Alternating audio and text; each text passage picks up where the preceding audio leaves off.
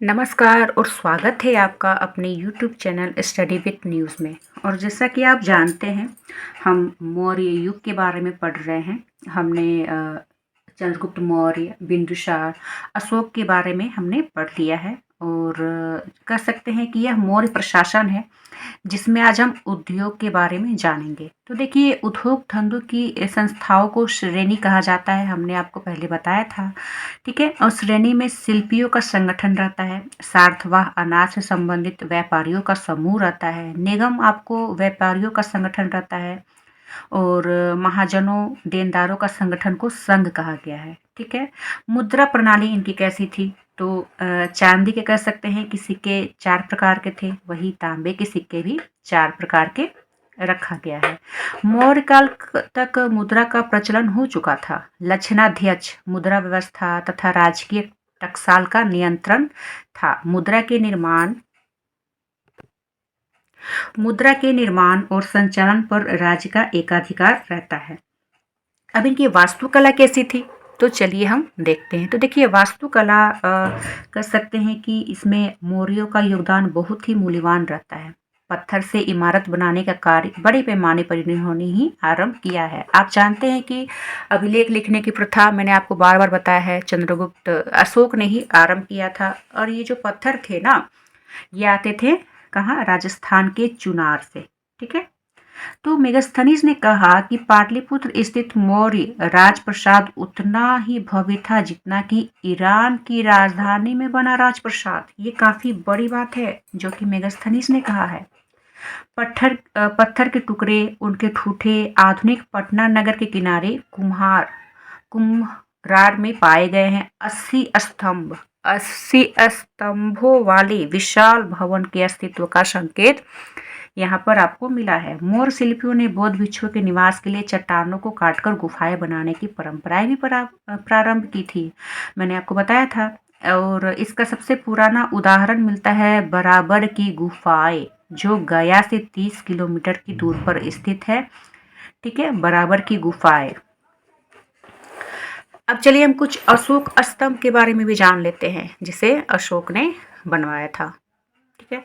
तो अशोक के स्तंभ यूनानी कला से प्रभावित है। अशोक के लाट पर जिस प्रकार की पशु आकृति बनी है, तो वह हड़प्पा की पशु आकृति की परंपरा से मिलती जुलती है। कुछ लोगों का यह भी मानना है कि पत्थर जो है, कह सकते हैं कि पत्थर पर चमकदार पॉलिश जो की गई है, वह भारत में ईरानी संपर्क से पहले से ही इन्हें ज्ञात था, मतलब इन्हें जानकारी थी। और इसका एक प्रमाण मिलता है काली मिट्टी के बर्तनों को पॉलिश करके चमकदार बनाने की प्रक्रिया में ढूंढा जा सकता है। तो पुनः जो ईरानी स्तंभ जहां नालीदार है तथा पस्तर मतलब पत्थर खंडों को जोड़ने से बने हैं, वहीं अशोक के लाट सपाट एक ही पत्थर से बने हैं। ठीक है। अब इनकी लोक कला कैसी थी? लोक कला के बारे में भी जानते हैं, मौर्य युग के बारे में। तो मौर्यकालीन मूर्तियों में विशेष उल्लेख आपको मिलता है मथुरा से प्राप्त यक्ष की मूर्ति। पटना से प्राप्त यक्ष की 2 मूर्ति मिली है। ठीक है। एक है दीदारगंज से प्राप्त और एक है चामर ग्राहिणी यक्षिणी की मूर्ति। ठीक है, ये यक्ष की मूर्ति है। एक दूसरी मिली है यक्षिणी की मूर्ति। लोहानीपुर से प्राप्त नग्न तीर्थंकर की मूर्ति मिली है। बेशनगर से मिली यक्षिणी प्रतिमाएं प्रमुख है। दीदारगंज से पाई गई यक्षिणी की मूर्ति मौर्यकालीन मूर्तिकला का सर्वोत्तम कृति मानी गई है और संपूर्ण विश्व में इसके समकक्ष अन्य कोई भी मूर्ति नहीं है। संपूर्ण विश्व के बारे में यहाँ कहा गया है। ठीक है। अब देखिए, भौतिक संस्कृति का विस्तार और राज पद्धति कैसा था। ठीक है। तो मौर्य काल में ही पूर्वोत्तर भारत में सर्वप्रथम, तो देखिए, गंगा के मैदानी क्षेत्र में भौतिक संस्कृति का आधार लोहे का प्रचुर प्रयोग। ठीक है, लोहे का प्रचुर प्रयोग, आहत मुद्रा, लेखन कला का प्रयोग, उत्तरी काला पॉलिस्टर मित्रभांड आदि रहता है। गंगा के मैदानों की भौतिक संस्कृति मौर्य काल में बड़ी ही तेजी से विकसित हुई है। ठीक है। दक्षिण बिहार में लौह अयस्क आसानी से उपलब्ध था और लोहे के उपकरणों का प्रयोग अत्यधिक बढ़ा। तो इसी काल में मूठ वाली कुल्हाड़ी, हाशिए, फालों के साथ अरावाल पहिया भी प्रचलित हुआ है। मौर्य काल में ही पूर्वोत्तर भारत में सर्वप्रथम पकाई हुई ईंटों का प्रयोग हुआ है। पकी हुई ठीक है। पूर्वोत्तर भारत में मकान ईंट और लकड़ी के बनते थे। मकान किसके बनते थे? तो ईंटों के भी बनते थे, लकड़ियों के भी बनते थे। मेगास्थनीज ने राजधानी पाटलिपुत्र में बने लकड़ी के भवनों का उल्लेख किया है। पकी ईंटों का प्रयोग साम्राज्य के दूरवर्ती प्रांतों में फैल गया था। इसी प्रकार छल्लेदार कुएं, जो सबसे पहले मौर्य काल में गंगा घाटी में बनाए गए थे, अब वे साम्राज्य के केंद्रीय भाग के बाहर भी फैल गए।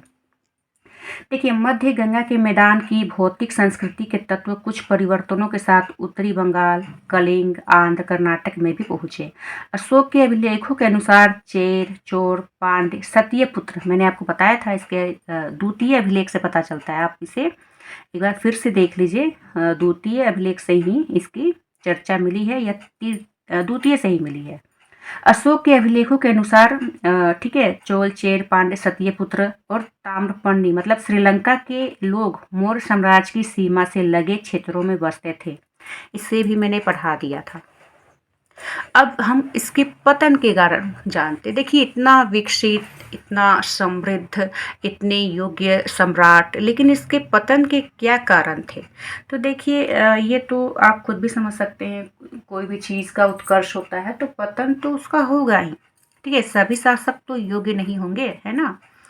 तो सभी इतिहासकारों ने इसके अलग अलग कारण बताए हैं। ठीक है, आर्थिक कारण, धार्मिक नीति, अहिंसक नीति, कमजोर उत्तराधिकारी, केंद्रीय प्रशासन, फिर अधिकारी तंत्र का प्रशिक्षित होना। तो ये सभी इसके कारणों को बताए हैं इतिहासकारों ने। अब चलिए हम कुछ ब्राह्मणों की प्रतिक्रिया के बारे में जान लेते हैं। तो अशोक की नीति के कारण ब्राह्मणों की प्रतिक्रिया हुई, क्योंकि उसने पशु पंछियों के वध को निषिद्ध कर दिया था और स्त्रियों में प्रचलित कर्म कांडीय अनुष्ठानों की खिल्ली उड़ाई थी। ठीक है, तो इससे ब्राह्मणों की आय घटी थी। बौद्ध धर्म अपनाने के बाद अशोक ने क्या किया था, यज्ञ विरोधी रुख से ब्राह्मणों को पर्याप्त हानि हुई, क्योंकि आप जानते हैं यज्ञ वगैरह अनुष्ठान वगैरह में पशु वगैरह बलि वगैरह को दिया जाता था। तो इससे इसकी नीतियों के कारण ब्राह्मणों को काफ़ी ब्राह्मण को काफ़ी आहत पहुंची। तो उन्हीं के विचार को हम यहाँ जानेंगे। ठीक है, तो नाना प्रकार के यज्ञों में मिलने वाली जो दान दक्षिणा होती थी, जिससे कि ब्राह्मणों का जीवन यापन होता था, तो ये काफ़ी आहत होते हैं। मौर्य साम्राज्य के खंडहर पर खड़े हुए कुछ अन्य राज्यों के जो शासक थे ना, वो ब्राह्मण हुए।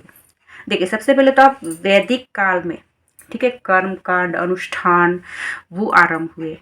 फिर उसमें क्या हुआ कि काफ़ी सारी त्रुटियां उत्पन्न हो गई। तो फिर आता है आपके जैन और बौद्ध काल का आगमन। जैन और बौद्ध धर्म का आगमन होता है। फिर इसके बाद आता है मौर्य युग, जहाँ पर फिर से अशोक ने बौद्ध धर्म को अपना लिया। ब्राह्मण धर्म की कह सकते हैं कि फिर से आहत होते हैं ब्राह्मण। यह धर्म फिर से पतन इसके तरफ होता है। तो जब मौर्य साम्राज्य का पतन होता है तो फिर से ब्राह्मणों का उदय होता है, ब्राह्मण शासकों का उदय होता है। और इसमें कौन आते हैं? तो शुंग और कर्ण वंश। शुंग और कर्ण वंश, क्योंकि ये दोनों के ही शासक क्या थे? ब्राह्मण रहते हैं। पश्चिमी दक्कन और आंध्र में चिरस्थायी राज्य स्थापित करने वाले सातवाहन, ये भी ब्राह्मण थे। ठीक है, अब नेक्स्ट है वित्तीय संकट। तो सेना प्रशासनिक अधिकारियों पर होने वाले अत्यधिक खर्च के बोझ से मौर्य साम्राज्य के सामने वित्तीय संकट खड़ा हो जाता है। ठीक है, अशोक ने बौद्ध भिक्षु को इतना दान दिया। देखिए, अशोक ने बौद्ध भिक्षु को इतना दान दिया कि राजकोष खाली हो गया और अंतिम अवस्था में अपने खर्च को पूरा करने के लिए मौर्यों को क्या करना पड़ा ना, सोने की देव प्रतिमाओं को गलाने तक की नौबत आ गई थी। ठीक है, फिर दमनकारी शासन आता है। क्या आता है? दमनकारी शासन।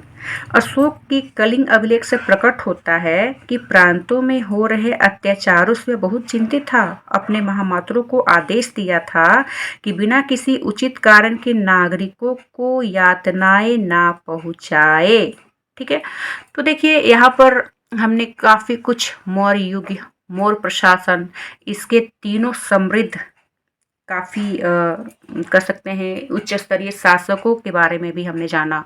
चंद्रगुप्त मौर्य, बिंदुसार और अशोक। ठीक है, तो आज यहाँ पर हमारा मौर्य युग समाप्त होता है और नेक्स्ट वीडियो में हम आगे पढ़ेंगे। तब तक के लिए धन्यवाद।